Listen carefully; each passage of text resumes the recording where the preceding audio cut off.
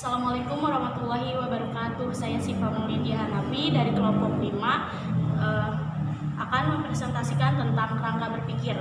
Yang pertama yaitu pengertian kerangka berpikir. Kerangka berpikir adalah penjelasan sementara terhadap suatu gejala yang menjadi objek permasalahan yang akan kita kaji.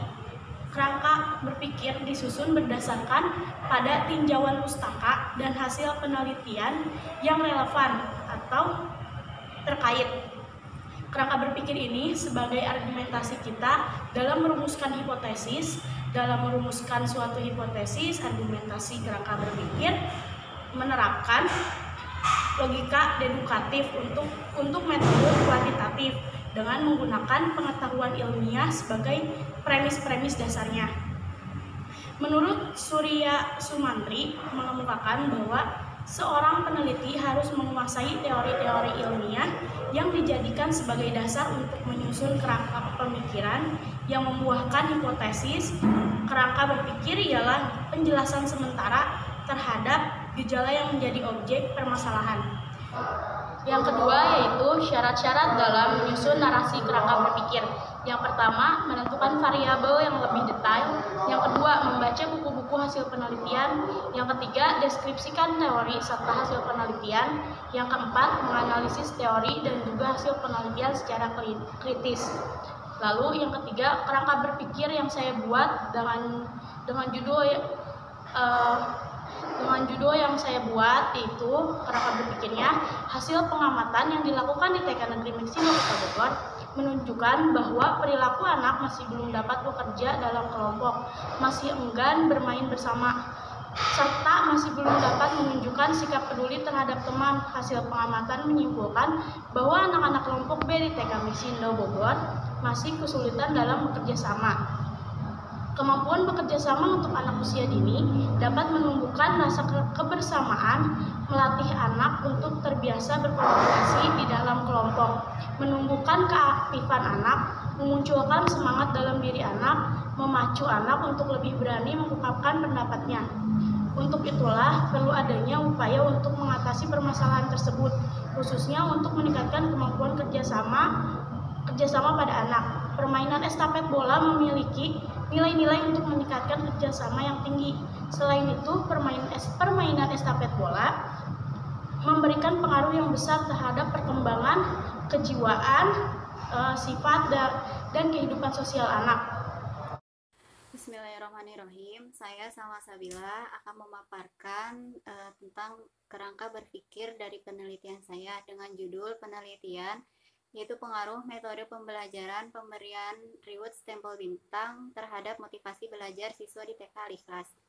Kerangka berpikirnya yaitu hadiah atau reward adalah suatu alat atau tindakan yang menyenangkan yang diberikan terhadap perilaku seseorang dalam usaha perbaikan atau usaha menumbuhkan motivasi agar anak didik atau peserta didik lebih baik dalam mencapai hasil maksimal dalam proses belajar mengajar. Pemberian reward dapat membangkitkan minat belajar anak untuk lebih mempelajari atau mengerjakan sesuatu. Tujuannya adalah setelah seseorang menerima penghargaan dalam belajar, maka setelah itu dia akan melakukan kegiatan menjadi lebih baik lagi. Adapun bentuk-bentuk reward dapat disesuaikan dengan kondisi dan tahap perkembangan anak. Sebagaimana yang disampaikan oleh Putri dan Kristiana bahwa dalam hasil penelitiannya terdapat dua bentuk reward di sekolah, yaitu reward verbal dan reward non-verbal. Adapun reward verbal yang dapat diberikan oleh guru berupa kata-kata bagus, good, anak hebat, alhamdulillah, dan anak pintar. Sedangkan reward non-verbal yang dapat diberikan oleh guru itu berupa stempel bintang, stiker, hadiah, dan alat tulis. Dalam penelitian ini, peneliti menggunakan pemberian reward stempel bintang untuk menumbuhkan kembali motivasi belajar pada anak usia dini, dikarenakan sangat diperlukan adanya motivasi dalam belajar sehingga anak dapat mendapatkan hasil belajar yang optimal. Reward juga dapat berfungsi sebagai usaha dan pencapaian prestasi pada anak usia dini. Oleh karena itu, dalam penelitian ini bertujuan untuk mengetahui pengaruh dari pemberian reward stempel bintang terhadap motivasi belajar anak usia dini. Berdasarkan pembahasan di atas, maka penelitian ini dapat digambarkan sebagai berikut. Variabel X yaitu reward, sebuah hadiah atau penghargaan yang diberikan guru kepada anak dengan memberikan stempel bintang sebagai reward dalam proses pembelajaran. Dan variabel Y yaitu motivasi belajar, keinginan atau dorongan yang diperlihatkan oleh anak untuk mengerjakan tugas dalam proses belajar. Bismillahirrahmanirrahim. Assalamualaikum warahmatullahi wabarakatuh. Saya dari kelompok 5 akan memaparkan tentang kerangka berpikir. Dari judul yang saya ambil tentang efektivitas pemberian reward melalui metode BCCT untuk meningkatkan kreativitas anak usia dini. Dalam teori operant conditioning adalah sistem pembelajaran yang terjadi melalui asosiasi penghargaan atau pemberian reward. Nah, dengan operant conditioning, perilaku yang baik dikaitkan dengan reward. Misalnya, jika anak mengerjakan sesuatu pekerjaan dan berperilaku baik selama 1 minggu ataupun hari tertentu, orang tua maupun guru dapat memberikan imbalan kepada anak. Bentuk reward yang diberikan juga dapat bermacam-macam, seperti pujian, kartu bintang, dan berupa makanan kesukaan anak. Reward ini digunakan untuk melatih tahap-tahap awal ketika anak masih belum paham terhadap alasan melakukan sesuatu dan kesulitan dalam membiasakan diri. Tujuan dari pemberian reward juga bahwa seseorang akan menerima penghargaan setelah melakukan pembelajaran dengan baik dan akan melakukan pembelajaran itu sendiri di luar kelas. Dalam pembelajaran melalui metode BCCT atau Beyond Center and Circle Time sudah diterapkan di berbagai lembaga prasekolah. Sistem pembelajaran BCCT merupakan model pembelajaran yang sangat baik diterapkan di pendidikan anak usia dini, khususnya karena model pembelajaran ini disesuaikan dengan apa yang sering dialami anak atau yang ada di sekitar lingkungan anak, serta disesuaikan dengan karakteristik perkembangan anak, sehingga berpengaruh terhadap berbagai aspek perkembangan anak, khususnya kreativitas anak, karena anak diberi kebebasan dalam belajar, berkreasi dan bereksplorasi, serta menganalisis masalah untuk memecahkannya dengan cara yang baru dan unik. Namun pada kenyataannya, anak perlu untuk menyesuaikan diri dengan lingkungan dan pembelajaran. Kreativitas merupakan kemampuan umum untuk menciptakan sesuatu hal yang baru, baik merupakan produk atau gagasan baru yang dapat diterapkan dalam memecahkan masalah. Kreativitas merupakan kemampuan untuk berpikir dia memecahkan berbagai macam permasalahan. Dalam perkembangan kreativitas, anak sangat penting karena dengan berkreativitas seseorang dapat mewujudkan atau mengaktualisasikan dirinya yang merupakan kebutuhan pokok tertinggi dalam hidup manusia. Kreativitas merupakan kemampuan yang mencerminkan kelancaran, keluasan, dan orisinalitas dalam berpikir serta kemampuan untuk mengolaborasi suatu gagasan yang meliputi kemampuan perkembangan anak. Di sini saya akan menuliskan narasi kerangka berpikir yang penelitian saya.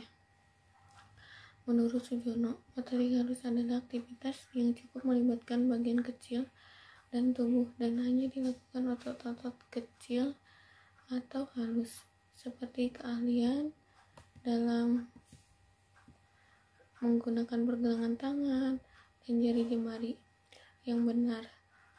Sumantri berpendapat keterampilan motorik halus anak merupakan pengalaman pembatas rangkaian otot-otot halus tangan, jari jemari yang memerlukan ketelitian juga keseimbangan mata dan tangan. Di dalam standar tingkat pencapaian perkembangan anak atau STTPA usia 5-6 tahun dan Permendikbud di RI nomor 137 tahun 2014, indikator perkembangan keterampilan motorikalus anak antara lain menentukan bentuk, menggambar berdasarkan gagasannya, menggunakan alat-alat tulis dan alat makan dengan benar, menggunting, mengikuti pola, menggambar secara detail sebagai media pengekspresian diri, mengeksplorasi berbagai aktivitas dan media dan menempelkan gambar secara tepat.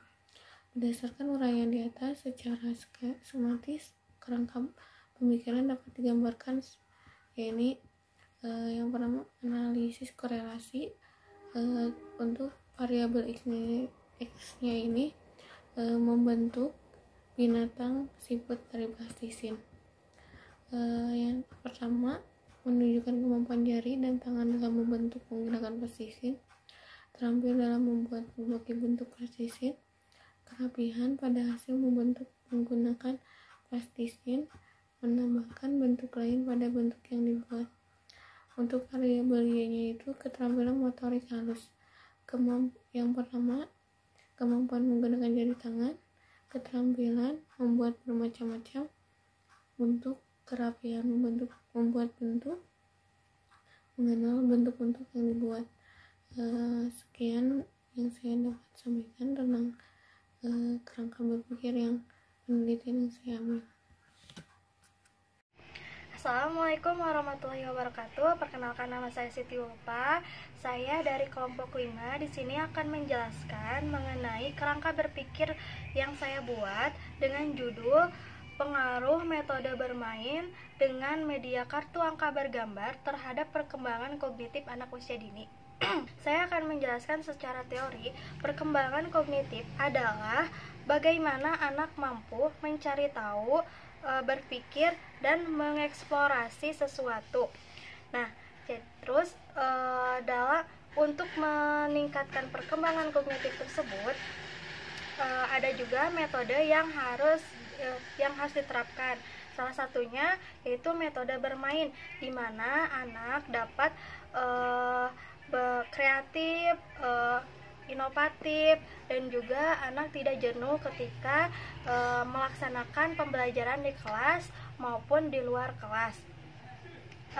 Selain metode bermain, ada juga untuk menunjang pembelajaran, yaitu dengan media tersebut menggunakan kartu angka bergambar. Nah, di sini ada juga variabel x dan variabel y-nya yang saya buat dari judul tersebut. Yang pertama itu variabel x.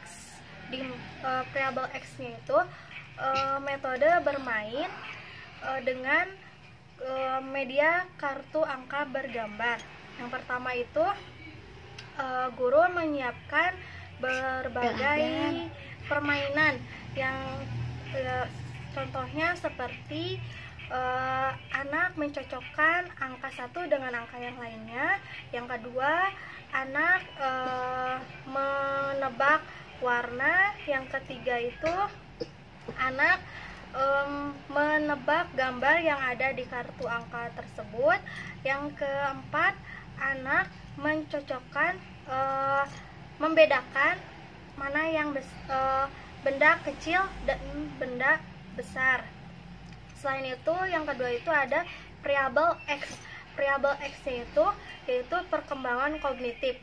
Salah satu di antaranya peneliti ingin mengembangkan, pertama, anak mampu mengenal angka. Yang kedua, anak mampu mengenal warna. Yang ketiga, anak mampu membedakan benda kecil dengan benda yang besar. Yang keempat, anak dapat mengetahui berbagai hewan atau makhluk hidup yang diciptakan oleh Allah. Mungkin sekian dari kerangka berpikir yang saya buat. Mohon maaf apabila ada kesalahan. Wassalamualaikum warahmatullahi wabarakatuh. Bismillahirrahmanirrahim. Assalamualaikum warahmatullahi wabarakatuh. Saya Syifarul Aulia, NIM 1172-1079, akan membacakan narasi berangka berpikir sesuai dengan judul penelitian yang saya ajukan. Pola komunikasi orang tua adalah sistem penyampaian pesan yang bisa diterima oleh orang lain. Pola komunikasi digunakan oleh orang tua untuk mengembangkan kepercayaan diri, terutama bagi anak. Pola komunikasi yang digunakan sebaiknya adalah komunikasi terbuka. Dalam pola komunikasi terbuka, memungkinkan adanya bentuk pesan komunikasi yang baik, sehingga proses tersebut mencapai pola komunikasi yang efektif. Pola komunikasi terbuka memungkinkan orang tua mengembangkan gaya komunikasi autoritatif. Gaya komunikasi ini menerapkan aturan-aturan serta komunikasi yang disesuaikan dengan kebutuhan anak. Orang tua autoritatif memiliki ketegasan dalam membimbing anak dan memiliki komunikasi yang hangat, penuh perhatian, nyaman, asertif, penuh kasih sayang. Komunikasi yang membuat anak selalu merasa terdukung dalam proses pengembangan dirinya. Pola komunikasi terbuka sangat membantu anak untuk semakin mengenali dirinya, sekaligus dapat membangun kepercayaan dalam diri serta dapat melewati keterbukaan orang tua dalam berkomunikasi dengan anak agar mengembangkan rasa kepercayaan diri anak lebih terbuka lagi. Nah, mungkin itu narasi mengenai kerangka berpikir yang saya ambil. Terima kasih.